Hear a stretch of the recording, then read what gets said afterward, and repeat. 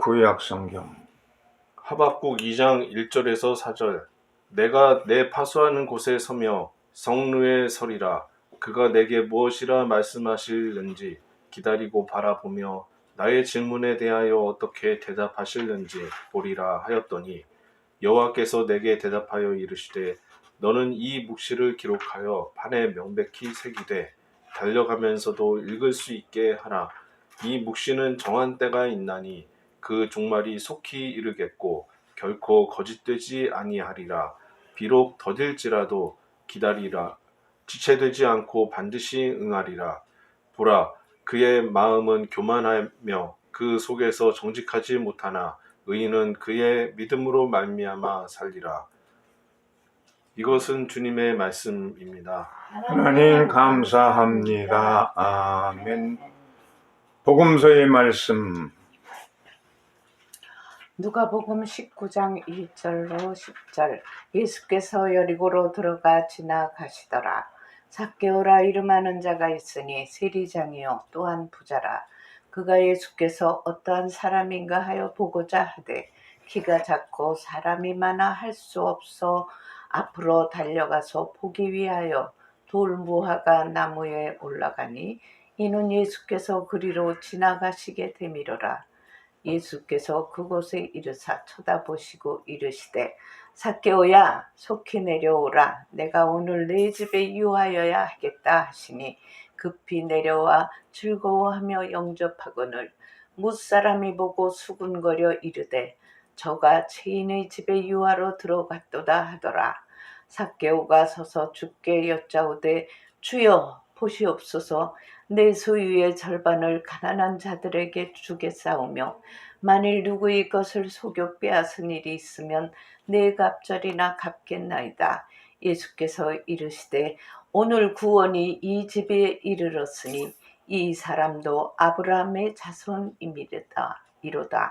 인자가 온 것은 잃어버린 자를 찾아 구원하려 함이니라. 이것은 주님의 말씀입니다. 하나님 그리스도를 찬미합니다. 아멘. 잃은 자를 찾아 구원하러 왔노라. 잃은 자를 찾아 구원하러 왔노라. 이런 제목을 가지고서 함께 은혜를 나누려 합니다. 오늘은 삭개오의 이야기를 통해서 은혜를 나누고자 합니다. 이 삭개오라는 인물은 매우 키가 작은 사람이었습니다. 그래서 뽕나무에 올라갔다 하는 그 유명한 이야기에 너무나 성경학교에서도 가르쳐주고 주일학교에 어린아이들도 너무 잘하는 그 꼬마 같이 키가 작은 삭개오 뽕나무에 올라갔다 하는 그런 얘기 잘 알죠. 여리고는 대도시입니다. 여리고에 가보면은 그 굉장히 낮은, 지상에서 가장 낮은 지대에 있는 그런 성이고 또 가장 오래된 성입니다. 상당히 참 구조가 옛날부터 유명한 여리고죠. 종려나무의 성읍인데 이렇게 요단강가에 있는 풍요로운 도시입니다. 여기는 국제 도로가 통과하기 때문에 세관 수입도 많이 받는 그런 곳인데, 여기에 삭개오는 세무소장이었습니다.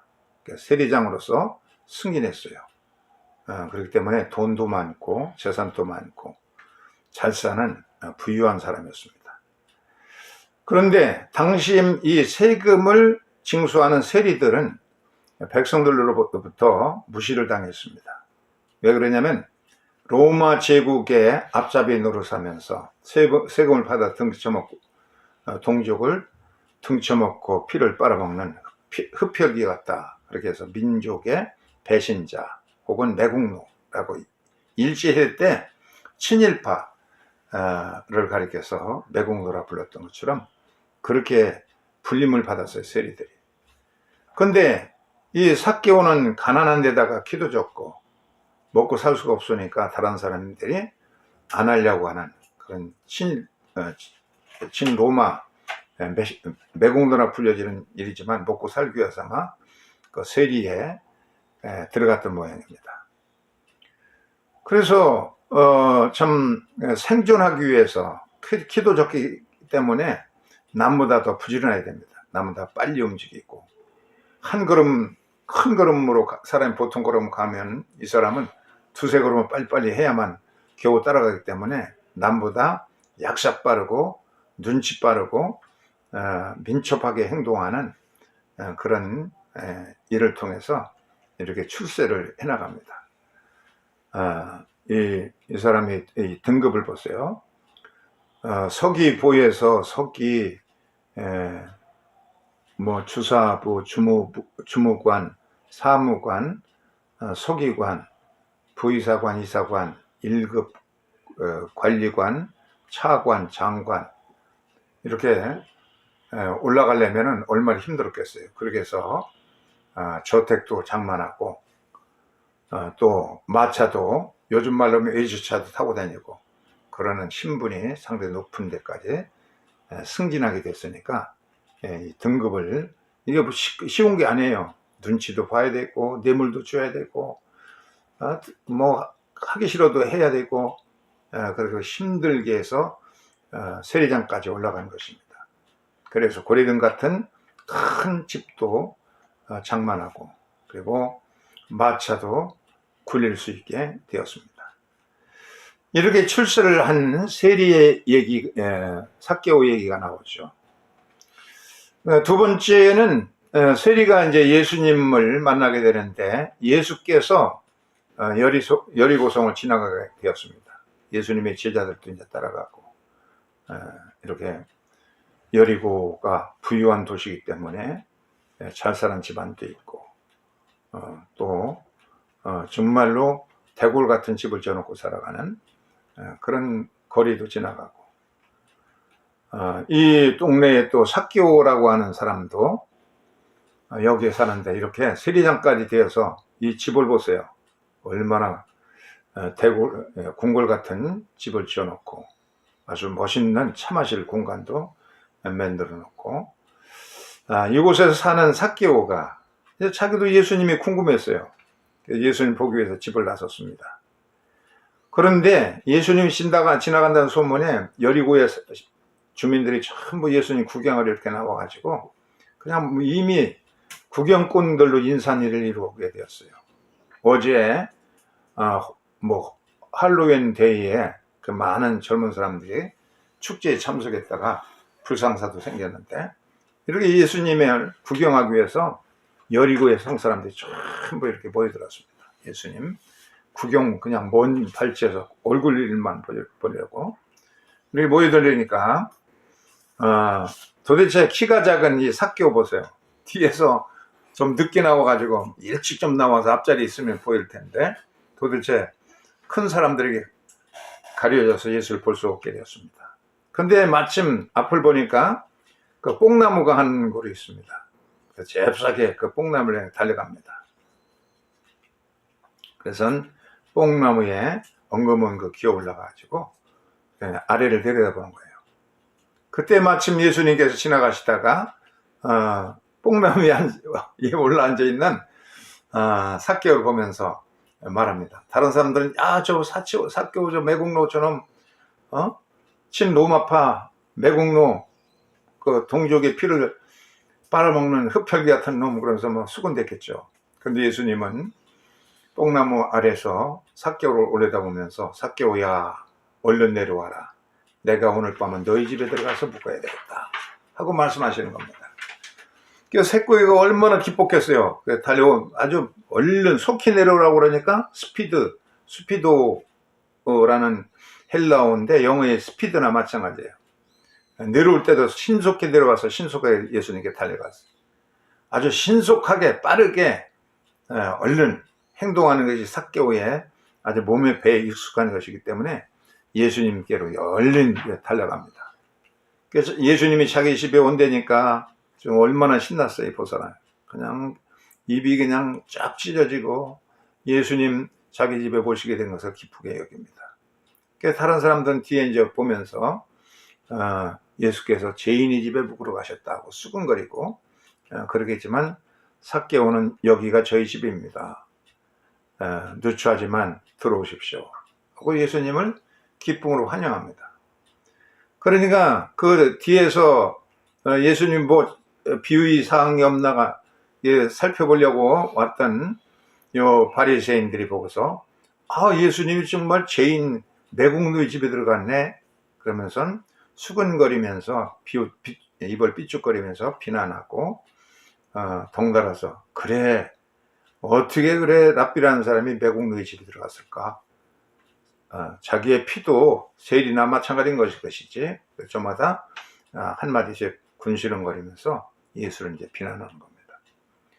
그 삭개오는 예수님을 모시게 되니까 그냥 자기의 동료들을 동료라는 것이 전부 뭐 세리나 창녀들 이런 사람들이 늘 어울리던 사람들이기 때문에 그냥 축제를 벌이면서 예수님 먹고 마시고 세리의 집에 들어가서 즐거운 시간을 보내면서 하룻밤을 묵게 됩니다. 세리는 예수님 오신 것만 해도 너무나 감사하고 예수님과 함께 먹고 마시고 즐기려는 것이 너무나 동네 사람들 전부 자기가 돈도 많고 재산도 많고 집도 대골 같은 집을 지어놓고 잘 살건만 전부 다 이 침을 뱉고 그냥 무시하는데 예수님이 존경하는 랍비가 이렇게 자기 집에 와서 식사도 하고 하룻밤 주무시고 그러니까 그냥 너무 기쁨이 너무 이거 보세요. 그냥 춤추는 것 같이 기쁨이 가득 차가지고 얘기합니다. 예수님 내 자산 이 많은 재산을 반을 뚝 잘라서 가난한 사람들에게 나눠줄 것이고 남의 것 착복하고 속여서 빼앗은 것이 있었으면 4배로 갚아주겠습니다. 얼마나 사람이 변화되었습니까? 그리고 이 교회의 전통에 보면은 삭개오는 그 이후로 자기의 재산을 전부 다 헌납해서 가난한 사람들에게 나눠주고 자기는 부인과 함께 가이사랴에 가서 교회를 개척하고 복음을 전하고 가이사랴 교회의 감독이 되어서 그야말로 12제자까지는 들으지 못했지만 이미 12제자가 차게 되었으니까 70제자 가운데 들어가서 훌륭한 복음을 전한 사람이 되었다는 전통을 가지고 있습니다. 어느 목사님이 설교를 하면서 말했습니다. 성도 여러분, 하나님이 가장 먼저 명령하신 명령이 무엇일까요? 그러니까 어느 성도가 말했습니다. 그거야 먹지 말라는 금단의 열매를 먹지 말라는 것이죠. 선악과를 먹지 말라는 거 아닙니까? 목사님이 아닙니다. 그래서 직접 성경을 펴서 창세기 2장 16절을 읽어보세요. 한번 읽어보세요. 창세기 2장 16절. 주 하나님이 주 하나님이 사람에게 명하셨다. 동산에 있는 모든 나무의 열매는 네가 먹고 싶은 대로 먹어라. 네. 동산 안에 모든 열매를 먹고 싶은 대로 먹어라. 뭐 사과도 있을 것이고, 뭐 감도 있고, 뭐 망고도 있고, 오렌지 주스도 있고, 이 엄청나게 많은 수천 가지의 열매들을 마음껏 먹어라. 실컷 먹어라 하는 것이 하나님의 첫 번째 명령입니다. 하나님 만드신 모든 걸 마음껏 먹어라. 이게 이제 하나님의 첫 번째 명령이라는 거예요. 이 목사님이 그렇다면 또 한번 물어보겠습니다. 성경에서 마지막 하나님의 명령은 무엇입니까? 그러니까 성도가 또 말을 하기를 그거야 성경 말씀에 아무것도 더하거나 빼지 말라 하는 것 아닙니까? 그렇게 하자 목사님이 그것도 아닙니다. 틀렸어요. 성경을 펴고 계시록 22장 17절 읽어보세요. 한번 읽어보겠어요. 요한계시록 22장 17절 말씀. 목마른 사람은 오라. 생명물을 원하는 사람은 거저가더라. 하나님의 첫 명령도 마지막 명령도 마음껏 먹고 마셔라. 네. 마음껏 먹고 마시는 것이 복음의 처음이요 마지막이다. 네, 거기는 성경은 아니고 요한계시록 22장 17절에 보면 목마른 사람들은 와서 마음껏 마셔라. 첫 번째 명령은 실컷 자유롭게 마음껏 먹어라 하는 거. 먹고 마시라는 것이 성경의 처음이요 마지막의 명령이기 때문에 이 먹고 마시는 것은 하나님의 축복이요 복음의 메시지의 중심입니다. 구약 시대 때의 예배는 어떤 것이었을까? 이게 예루살렘 성전입니다. 성전에 가서 하나님께 예배 드리려면은 뭐 희생 제물을 가지고 와서 이제 양을 잡아가지고 기름기만 바치고 그리고 나머지 기름기만 이렇게 불태워 바치는 그런 것이 이제 제사죠.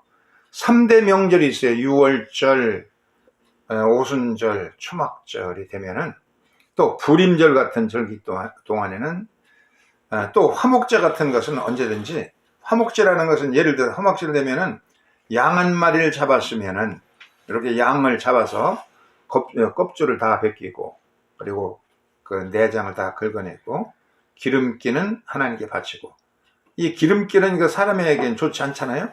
고혈압을 만들고 당뇨병 만들고 그렇기 때문에 이것은 하나님께서 하나님께 이제 드리라고 그랬어요. 인간에게 좋지 않은 기름기는 빼서 하나님께 드리고 나머지는 그걸 가지고 이 화목제라고 하는 것은 하나님께 드리고 기름은 하나님께 드리고 나머지는 거지도 와서 먹어라. 어린 거지들도 아이들도 와서 먹어라. 또 돈 없는 사람도 와서 먹고 힘 없는 사람도 와서 먹고 힘을 내고 거리에 지나가는 노숙자들 거렁뱅이도 오고 또 배고파서 우는 사람도 와서 먹고 이 가난한 사람들과 함께 우리의 가족들이 이제 예물을 하나님께 드렸으면 양 한 마리만 잡아도 그게 상당한 분량 아니에요? 혼자는 먹을 수가 없으니까 이렇게 가난한 사람들, 어려운 노숙자들, 길거리에 사는 사람들, 거지들 이런 사람들과 함께 또 사제들, 레위인들도 같이 불러다가 그들의 축복 기도를 받으면서 먹고 실컷 먹는 겁니다. 아까 뭐 바베큐 파티하다가 이 집에서 신고가 들어왔다고 하는데 하나님의 성전에는 늘 그냥 이렇게 고소한 냄새가 나는 것 같아요. 날 것 같아요. 이 사람 화목제를 드리면 기름기는 하나님께 바치고 나머지는 구워가지고서는 가난한 사람들 실컷 배부를 수 있게 해주고 그래야 사회적인 참 불평등도 없어지고 민족의 공동체의 힘도 생긴다 하는 것입니다. 빵도 와서 먹고 같이 나눠 먹는 것, 이것이 구약의 예배입니다. 이렇게 구약의 예배는 그 먹는 잔치인 겁니다. 양고기 구워가지고서는 혼자 먹지 않고 가난한 사람들, 힘없는 사람들, 노숙자들 이런 사람들과 함께 또 사제들과 함께 그들의 축복기도를 받아서 먹고 노래 부르고 찬양하고 그런지 이것이 구약의 예배입니다. 기름진 것을 먹고 마시면서 기뻐하면 하나님을 함께 나 혼자 기뻐하는 게 아니라 모처럼 가는 사람들도 살찐 양고기를 구워서 먹고 나면 얼마나 기쁘겠어요. 함께 기뻐하면은 기뻐하는 것이 우리 인생의 힘이라 그렇게 말했습니다.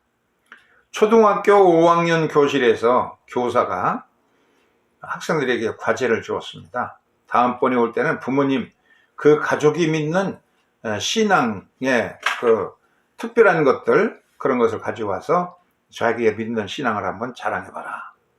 그러니까 한 유대 소녀는 집에 있는 메노라, 이 메노라는 게 이렇게 생겼거든요. 메노라를 가져와서 그걸 설명했어요. 어떻게 불을 붙이는지, 불 붙이는 순수가 다 있어요. 끄는 것도 순수가 있고 또 그것이 의미하는 것도 있고 그런 것을 쭉 설명하면서 이게 우리 가정의 가보고 150년 물려받은 가보고 유대교의 신앙의 특징입니다. 학생들이 전부 은혜를 받았어요. 의미를 알게 되었습니다. 캐토릭 다니는 학생은 와서 우리는 이 묵주를 사용합니다. 이 묵주를 가지고 주기도문도 하고 또 고재경, 속죄의 기도도 하고 또 성호도 긋고 천주교 성호를 긋는 것은 이렇게 해요. 성부와 성자와 성령의 이름으로 아멘. 김포공항에서 공안철도로 타고 오는데 어떤 50대 된 여성분이 성호를 그으면서 묵주 기도를 바치고 있는 걸 봤습니다. 참 경건 훈련을 이렇게 묵주 기도를 바치면서 마리아, 성모 마리아 성모경도 암송하고, 우리가 조금 전에 사도신경도 외우는 사도신경도 외우고, 그러면서 신앙의 전통을 이어갑니다. 그래서 천주교는 이 묵주 기도를 하는 거구나 하고 아이들이 이제 깨달았어요. 인디안 아이는 와가지고선 우리는 이 컵이라고 하는 이 점치는 도구가 있는데, 이걸 가지고 가정에 어려운 문제가 생기면 점을 친답니다. 그런 신비한 것이 있는가 보다. 그것도 깨달았어요. 감리교 다니는 아이가 와서, 우리는 감리교 신자인데 우리 가정의 특징은 이 오븐입니다. 큰 오븐을 책상에 딱 놓으니까 애들이 그냥 저 무슨 종교가 저는 오븐을 다 섬기는 종교가 있나 의아하게 생각했는데, 설명을 해주는 거야. 이 오븐에다가 통닭구이를 해가지고 전기 코드를 끄우면은 아주 고소하게 잘 익습니다. 그러면 금요일마다 속회를 모이면은 속도들에게, 찾아오는 손님들에게 다 나눠주면 아주 풍성하게 맛있게 먹고, 또 거리에 있는 노숙자들을 데려다가 그들을 대접할 때도 있습니다. 그래서 노숙자들이 배불리 먹고 기쁘게 즐기다고 이제 돌아갑니다. 그러니까 애들 가장 큰 박수가 나와서, 야, 감리교가 제일 멋있다. 그러면서 즉석 그 자리에서 한꺼번에 여러 마리를 굴 수가 있으니까 전기 코드를 딱 끼워가지고서는 조금 시간이 지나니까 구수한 냄새가 나고, 그래서 아이들에게 이제 나눠주니까 전부 감리교 멋있구나 하고 박수를 쳐주다는 겁니다. 이렇게 먹고 마시는 것, 이것이 구약에는 그게 진정한 예배였고, 신약에도 초대교회 보면은 너희들이 떡을 떼고, 그리고 집집마다 다니고 그래라고. 예수님도 보면은 첫 번째 기적이 뭡니까? 포도주, 물을 가지고 포도주를 만드신 거 아니에요? 포도주가 잔칫날 떨어졌어요, 결혼식에. 그래서 울상이 됐는데 물을 가득히 가서 부어라, 떠다가 연회장에 갖다 줘라. 그러니까 아주 질 좋은 포도주로 변하고 말았어요. 이렇게 예수님은 우리의 인생을 질을 변화시켜서 기쁨을 주시는 분이다 하는 뜻을 말해주고 있는 겁니다. 성경에 보면 복음서에 잔치가 많이 나오고 예수님께서 먹으러 들어가셨다, 세리와 함께 먹으러 들어가셨다 그러니까 바리새인들이 비웃었어요. 예수는 죄인들과 함께 먹기를 탐하고 마시기를 즐기는 그런 자다, 세리와 동족이다, 그렇게 비난을 받았는데, 이렇게 마태가 예수를 믿고 나니까 자기의 동료 친구들, 어울리던 술집 여자들 데려다가 이렇게 축제를 하잖아요. 그러니까 바리새인들이 비웃어 옆에서 보고, 예수님 죄인들의 친구야.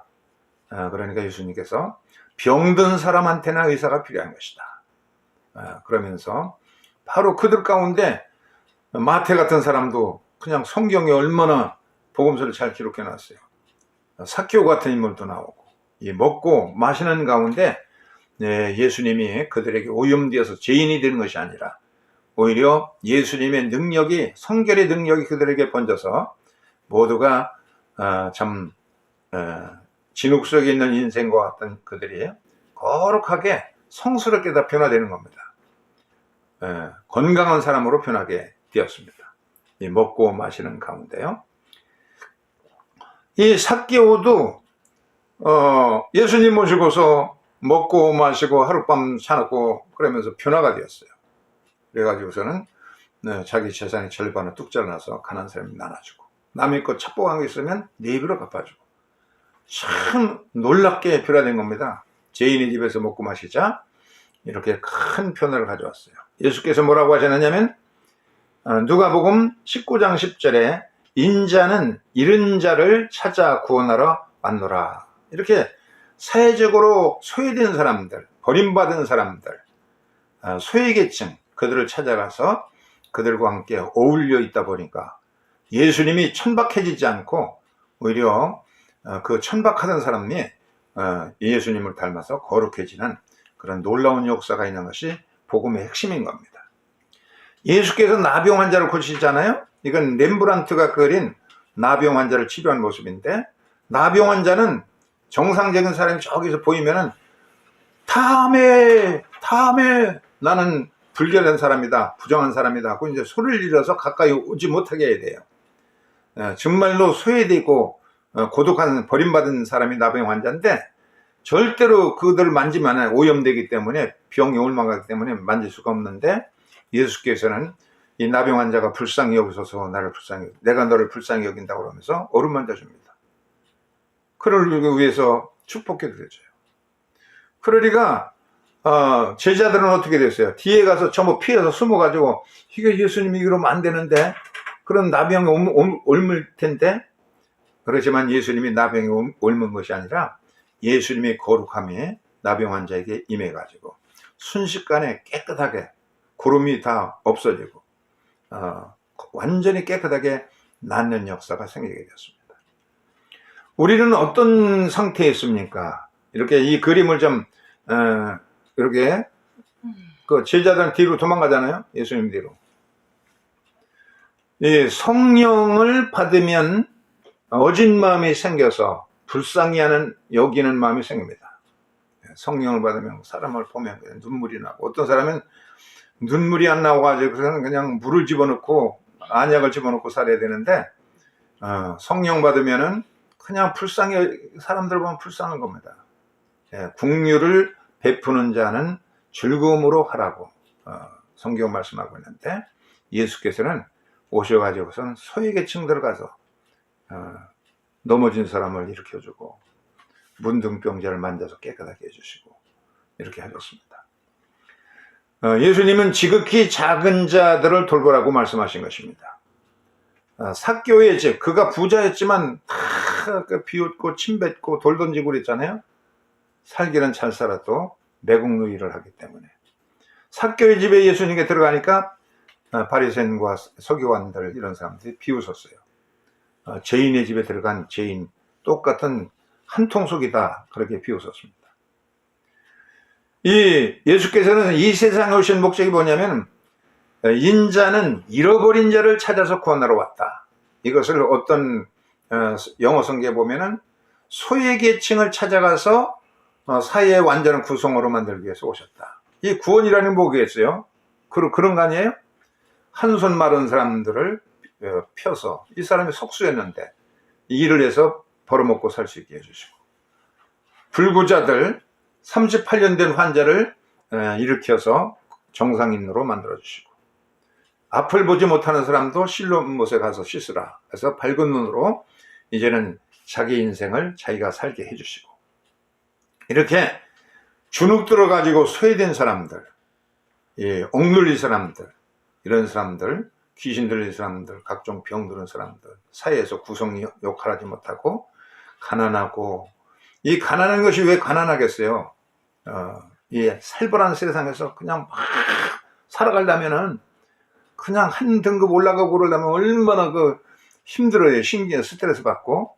그러다가 주눅 들고 병 들고 그래서 낮아지고 가난해지게 되는 건데, 예수님 그런 사람들만 찾아갔어요. 문둥병자, 그들도 찾아가서 만져주시고, 그냥 귀신 들린 사람도 찾아가서 건강하게 살게 해주시고, 이렇게 아까 예수님이 문둥병자, 나병 환자를 고친 것을 한번 색을 칠해봤어요.